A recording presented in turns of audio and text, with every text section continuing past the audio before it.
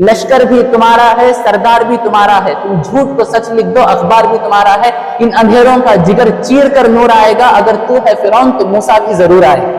अजमेर की दरगाह पे आप अब ये कर दिए, जो 800 साल से जायद से जो दरगाह है, आप उस पर अभी आप मसला कर रहे हैं, सर्वे कर रहे हैं, मुसलमानों को छेड़ना चाह रहे हैं, मुसलमानों को रोड पर लाना चाह रहे हैं आप, ताकि हम लोग एहतजाज करें और गोलियों में आप हमें मारें।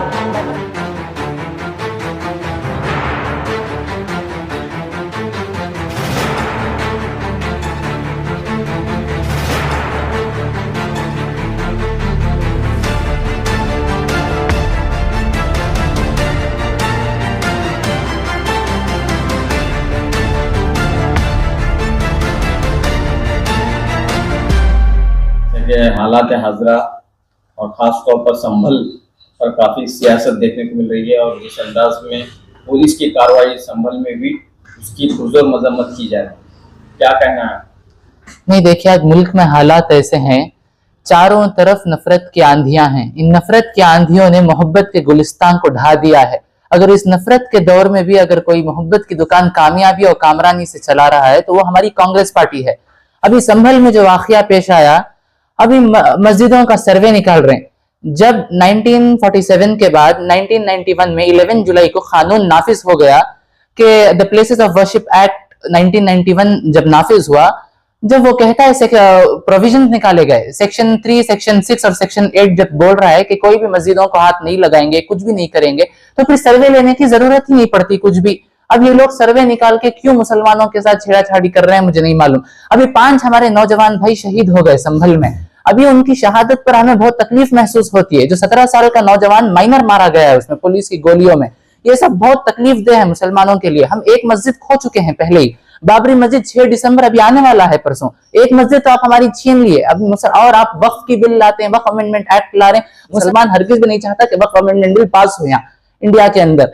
अभी जब आप हम लोग पुरजोर मजम्मत कर रहे हैं वक्फ अमेंडमेंट बिल की, और अभी जो ये प्लेसेस ऑफ वर्शिप एक्ट जो आप निकाले, जब सेक्शन 3 और सेक्शन 4 का सब क्लॉज 2 कहता है कि जो भी मस्जिदें ऑलरेडी 1947 के बाद बन गई उनको हम कुछ भी नहीं करेंगे, उनका कुछ भी नहीं होगा, एक्सेप्ट बाबरी मस्जिद का जो भी था, जो राम मंदिर आप बना उसके बाद हो गया। अभी बार बार आप सर्वे क्यों निकाल रहे हैं? आप 1.5 घंटे में सर्वे निकाल लेते हैं, 2 बार सर्वे करते हैं। सर्वे का टाइमिंग सिर्फ 5 बजे तक था, आप सर्वे रात के 8 बजे तक करते हैं। छेड़ाछाड़ी होती है वहां।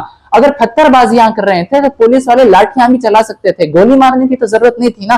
5 नौजवानों को आप शहीद कर दिए, इसका जिम्मेदार कौन है उत्तर प्रदेश के अंदर?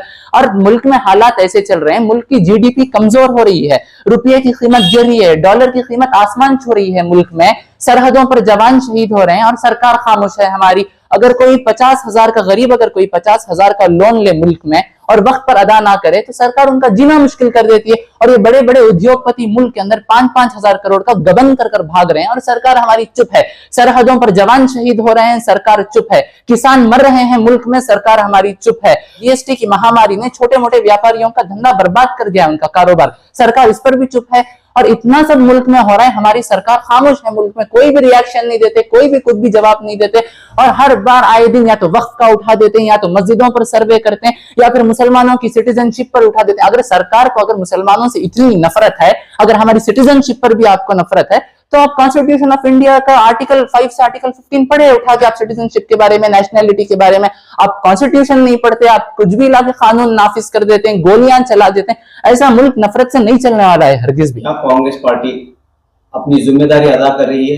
हाँ, कांग्रेस पार्टी बिल्कुल अपनी जिम्मेदारी अदा कर रही है और इंडिया अलायंस भी अपनी जिम्मेदारी पूरे तरीके से अदा कर रहे हैं। और हम लोग इस बात की मजम्मत कर रहे हैं पूरे तरीके से। हमारे इंडिया अलायंस के समाजवादी पार्टी के अखिलेश यादव साहब ने भी पार्लियामेंट में आवाज उठाया परसों संभल के इशू पे। तो क्या लग रहा है आपको, इसके पीछे क्या सियासत हो सकती है? हाँ, बिल्कुल सियासत हो रही है। नहीं, क्योंकि क्या हुआ, अदानी का मसला चल रहा था मुल्क में, अदानी का मसला था, तो अदानी अरेस्ट अदानी के नारे लग रहे थे। अचानक से उसके बाद ही संभल का इशू पुरजोर पे चढ़ा, जोर कर दिए संभल के इशू को आप। अदानी के मसले के बाद हुआ और इलेक्शंस भी थे उस वक्त। अब ये किस बात को दबाना चाह रहे हैं, किस बात को चढ़ाना चाह रहे हैं मालूम नहीं।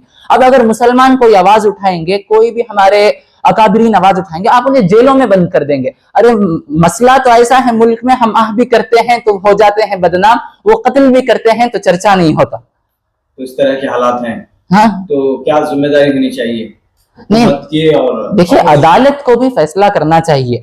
एक बार जब आप कानून नाफिज कर दिए, the places of worship act जब आप नाफिज किए 11 जुलाई को, सेक्शन 3, सेक्शन 6, सेक्शन 8 आप नाफिज किए, या आप सेक्शन 3 में एक बार बोल रहे हैं कि नहीं मस्जिदों को कुछ भी नहीं करेंगे, इबादत गाहों पे कुछ भी हमले नहीं होंगे, आप कुछ भी उनको दखल अंदाजी मदाखिलत नहीं करेंगे, और सेक्शन 3 में आप ये भी कहते हैं, प्रोविजन में ये भी कहते हैं नहीं सर्वे होने देंगे, कुछ भी नहीं सर्वे होने देंगे। अरे जब आप हाथ लगाने की बात नहीं कर रहे हैं तो फिर सर्वे क्यों करना चाह रहे हैं आप? क्या मिलना चाह रहे हैं आपको? 150 साल से थी जामा मस्जिद वहां संभल में, 150-200 साल से जायद थी मस्जिद वहां, तो फिर सर्वे की जरूरत क्यों पड़ गई अचानक से वहां उत्तर प्रदेश में? अब मैं हमारे उत्तर प्रदेश के जो चीफ मिनिस्टर हैं उनसे भी मैं गुजारिश कर रहा हूं, हमारे उत्तर प्रदेश के जो चीफ मिनिस्टर हैं उनको बुलडोजर चलाने का बहुत बड़ा शौक है। अभी जो नौजवान शहीद हुए उत्तर प्रदेश में, क्या आप उन पुलिस वालों के घरों पर आप बुलडोजर चलाएंगे वहां पे? मेरा सवाल है उत्तर प्रदेश की सरकार से। संभल का इश्यू अभी खत्म नहीं हुआ कि अजमेर का मामला, अजमेर की दरगाह पे आप अभी ये कर दिए, जो 800 साल से जायद से जो दरगाह है आप उस पर अभी आप मसला कर रहे हैं, सर्वे कर रहे हैं, मुसलमानों को छेड़ना चाह रहे हैं, मुसलमानों को रोड पर लाना चाह रहे हैं आप, ताकि हम लोग एहतजाज करें और गोलियों में आप हमें मारें। मैं बस यही कहना चाहूंगा कि जवानों से कि आप मुत्तहिद रहें, लश्कर भी तुम्हारा है, सरदार भी तुम्हारा है, तुम झूठ को सच लिख दो, अखबार भी तुम्हारा है, इन अंधेरों का जिगर चीर कर नूर आएगा, अगर तू है फिरौन तो मूसा भी जरूर आएगा।